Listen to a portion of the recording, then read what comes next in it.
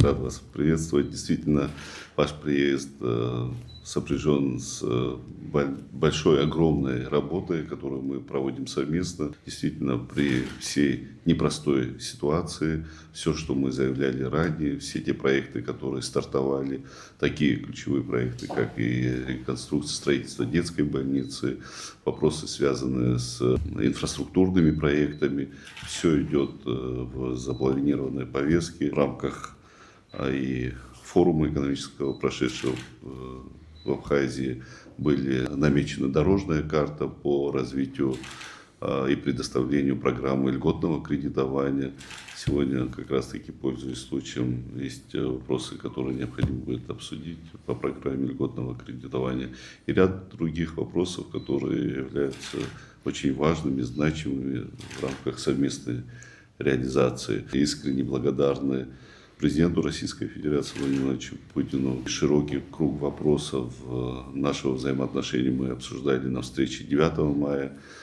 И ряд конкретных поручений и решений уже есть. И в рамках тех поручений, которые были направлены после нашей встречи, они активно сейчас прорабатываются.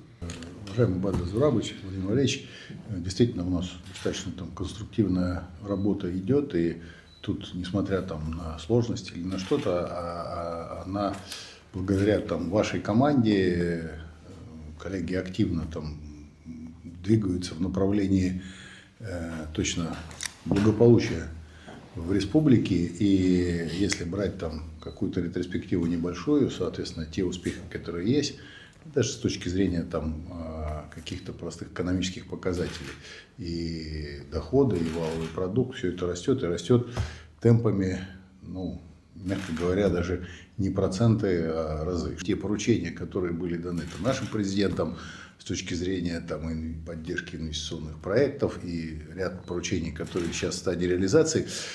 Наша цель на сегодняшний день вместе, то, что мы обсуждаем в режиме видеоконференции, это как можно быстрее этот процесс запустить. Уже, собственно, у нас полугодие прошло, и второе полугодие, высокая степень готовности, будем так говорить, мы детали еще сегодня обсудим для того, чтобы, условно говоря, уже стартовать, потому что все для этого есть, и я думаю, что это будет как раз такой весомый вклад в дальнейшее развитие.